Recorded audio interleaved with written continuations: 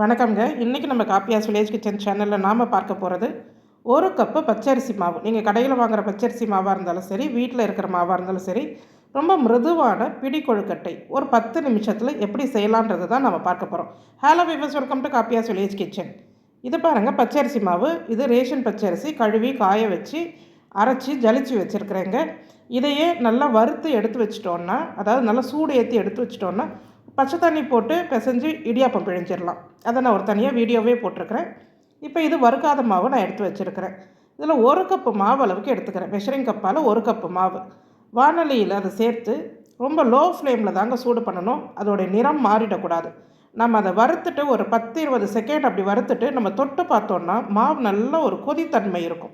நம்ம கையில் தொட்டால் அவ்வளோ ஒரு சூடாக இருக்கும். அந்த பதத்தில் மாவு எடுத்து நம்ம இன்னொரு பிளேட்டில் கொட்டி வச்சிடலாம். இது போல் வறுத்து எடுத்து செய்யும் போது தான் நம்மளுக்கு அந்த சாஃப்ட்னஸ் நல்லா கிடைக்கும். இது கூடவே நான் ஒரு 2 ஸ்பூன் அளவுக்கு வெள்ளை எள்ளு சேர்த்துறேன். நீங்கள் கருப்பெள்ளு இருந்தால் கருப்பெள்ளு சேர்த்துக்கலாம். அந்த எள்ளு பொரிய விட்டுட்டு அதையும் நாம் ஒரு கப்பில் எடுத்து கொட்டி வச்சுக்கலாம். இப்போ இந்த 1 கப்பு அரிசி மாவுக்கு 3/4 கப்பு வெல்லம் எடுக்கிறேன். எனக்கு ரொம்ப இனிப்பு வேண்டாம் அப்படின்றவங்க இதுலேயுமே ஒரு 2 ஸ்பூன் வெல்லம் குறைச்சியாக சேர்க்கலாங்க. இது சரியான இனிப்பு இருக்கும். இனிப்பு நம்ம விருப்பம். இந்த 3/4 கப்பு வெல்லம், 1/4 கப்பு தண்ணீர் சேருங்க. சில அரிசி மாவு 1.5 கப்பு தண்ணி, சில அரிசி மாவுக்கு 2 கப் தண்ணீர் கூட தேவைப்படும். அது ரெண்டுமே இல்லாமல் ஒரு 1.25 கப்பு தண்ணீர் சேர்த்திங்கன்னா சரியாக இருக்கும். இப்போ அரிசி மாவை பாருங்கள், கொட்டி வச்சுருக்கிறேன். இந்த ப்ராசஸ்க்குள்ளே அது கொஞ்சம் நல்லா ஆறிடும். இப்போ இந்த வெல்லம் கரையணும், அவ்வளோதான். அதாவது அதில் தூசி இல்லாமல் நம்ம வடிகட்ட போகிறோம். அதனால் அதை நம்ம கரைச்சி தான் எடுக்க போகிறோம். இதுக்கு நடுவில் நான் ஒரு 5 பேரிச்சம்பழம் கொட்டையை எடுத்து அதை பொடிசாக நறுக்கி எடுத்து வச்சுக்க போகிறேன். கொஞ்சமாக ஏலக்காய் பொடி, ஒரு சர்க்கரை கூட ஒரு 4 ஏலக்காய் சேர்த்து பொடி பண்ணி வச்சாச்சு. இப்போ அதே வானலியில் ஒரு 2 ஸ்பூன் நெய் சேர்த்துக்கோங்க. நெய் சூடானதும் இதில் நாம் நறுக்கி வச்சுருக்கிற பேரிச்சம்பழம் இதை சேர்த்துடலாம். பிள்ளைகள் சாப்பிடும் போது ரொம்ப விரும்பி சாப்பிடுவாங்க. இது போல் பேரிச்சம்பழம் இல்லைனா நீங்கள் உலர் திராட்சை விட பேரிச்சம்பழம் சேர்த்து சாப்பிடும் போது பிள்ளைகள் சாப்பிடுவாங்க. நிறைய பிள்ளைகள் இந்த உலர் திராட்சையை எடுத்து வச்சிடுறாங்க. அதனால் இது போல் சேர்த்து கொடுங்க. அது ஒரு 10 செகண்ட் வறுத்தா போதும் நெய்யில். ஏன்னா இது போல் வறுக்கும்போது நம்ம மறுநாள் வச்சு சாப்பிட்டா கூட இந்த தேங்காய் பழம்லாம் வறுபட்டுறதுனால கெட்டு போகாமல் இருக்கும். மறுநாள் இருந்தாலுமே நல்லாயிருக்கும் கொழுக்கட்டை. அதே சாஃப்ட்னஸோடவே இருக்கும் நெய் சேர்க்கறதுனால. ஒரு 1/4 கப் அளவுக்கு தேங்காய் துருவல், இல்லைன்னா தேங்காய் சில்லு, சின்ன சின்னதாக நறுக்கிய தேங்காய் சில்லு கூட சேர்த்துக்கலாம். எள்ளு 3த்தையும் சேர்த்து ஒரு 30 செகண்ட் வறுத்தா போதும். ரொம்ப நேரம் அது வறுக்கணும்னு அவசியம் இல்லை. இப்போ இது கூட நம்ம காய்ச்சி வச்சுருக்கிற அந்த வெல்லம் சேர்ந்த தண்ணி, அதை நாம் இதில் வடிகட்டிக்க போகிறோம். அதாவது வெல்லத்தில் எந்த கசடுகளும் இல்லாமல் இருக்கிறதுக்கு தான் நாம் இதை கரைச்சி வடிகட்டுறோம், வேறு ஒன்றும் இல்லை.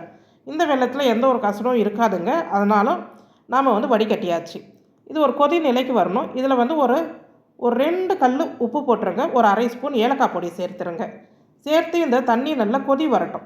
தண்ணி கொதி வரும்போது தான் நம்ம மாவு அதில் சேர்க்கணும். அதுக்கு முன்னாடியே சேர்த்துடக்கூடாது. இப்போ தண்ணி நல்லா கொதி வந்துடுச்சு. இப்போ நாம் எடுத்து வச்சுருக்கிற அந்த அரிசி மாவு இதை சேர்த்துட்டா கட்டி படும்லாம் நினைக்காதீங்க. அது அப்படியே எல்லாமே ஒன்றா நீங்கள் சேர்த்துடலாம். சேர்த்துட்டு ஸ்டவ் ஃப்ளேம் இப்போ குறைச்சி வச்சுருங்க. லோ ஃப்ளேமில் வச்சு ஓரளவுக்கு இதை கிண்டுங்க. ஏன்னா நீங்கள் ஹை ஃப்ளேமில் வச்சுட்டு இருந்தீங்கன்னா மாவு கடாயில் அடிப்பிடிக்க ஆரம்பிச்சிடும். அதுவும் இது போல் ஸ்டீல் கடாய் அப்படின்னா ரொம்பவே அடிப்பிடிக்கும். அதனால் ஸ்டவ் ஃப்ளேம் முழுசாக குறைச்சிட்டு அதுக்கப்புறமா நீங்கள் கிண்டிக்கிட்டே இருந்தீங்கன்னா கொஞ்சம் கூட கட்டி தட்டாமல் அந்த தண்ணியும் அந்த மாவும் ஒன்று சேர்ந்து வரும்.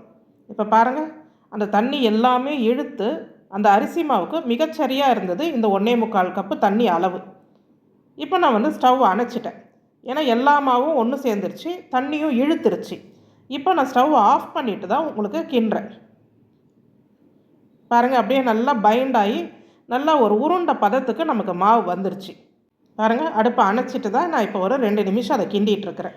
இப்போ எல்லாமே நல்லா ஒன்று திரண்டு அது ஒரு நல்ல பந்து போல் நமக்கு மாவு வந்துருச்சுங்க.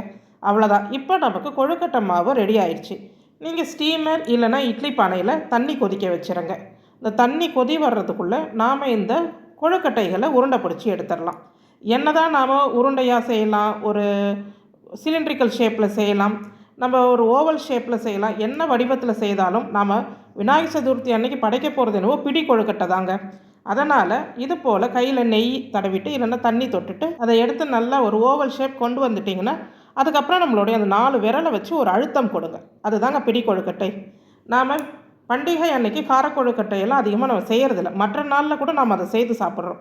இதையே நீங்கள் காரக்கொழுக்கட்டையாக செய்யணுன்னா நம்ம நெய் சேர்த்துட்டு பேரிச்சம்பழம் தேங்காய் எல்லாம் சேர்த்தோம் இல்லையா, அதற்கு பதில் ஒரு 4 கடலைப்பருப்பு, உளுத்தம்பருப்பு, ஒரு 4 காஞ்ச மிளகாய் கிள்ளி போட்டு தாளித்து தேங்காய் கூட சேர்க்கலாம். சேர்த்து அதே தண்ணி அதே மாவு அவ்வளோதாங்க. வெல்லத்துக்கு பதில் வெறும் கொதி தண்ணியை நம்ம சேர்க்க போகிறோம்.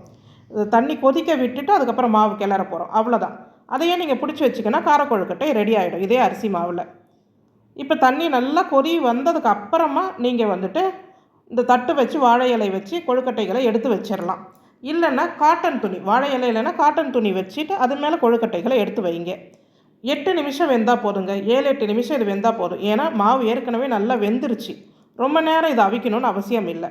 நம்ம சேனலில், நம்ம காப்பியாஸ் வில்லேஜ் கிச்சன் சேனல்லையே ராகி மாவு அரிசி மாவில் பூரண கொழுக்கட்டை எப்படி செய்கிறது, பூரணம் வதக்காமலேயே பச்சை பூரணம் வச்சு கொழுக்கட்டை எப்படி செய்கிறதுலாம் போட்டிருக்கோம். தேவைன்னா எடுத்து பாருங்கள். ஒரு 7-8 நிமிஷம் வெந்ததுக்கப்புறமா எடுத்துருங்க. எடுத்து நல்லா ஆறுனதுக்கப்புறமா நம்ம எடுத்தோன்னா இந்த கொழுக்கட்டையை நீங்கள் அடுத்த நாள் வச்சுருந்தா கூடமே அந்த சாஃப்ட்னஸ் குறையாதுங்க. ரொம்ப மிருதுவாக இருக்கும் சாப்பிட்றதுக்கு. வயதானவங்க கூட விரும்பி சாப்பிடுவாங்க, சின்ன பிள்ளைகளும் விரும்பி சாப்பிடுவாங்க. உங்களுக்கு இந்த இனிப்பு பிடி கொழுக்கட்டை பிடிச்சிருந்ததுன்னா நம்ம காப்பியாஸ் வில்லேஜ் கிச்சன் சேனலுக்கு ஒரு லைக் பண்ணுங்கள். நன்றி.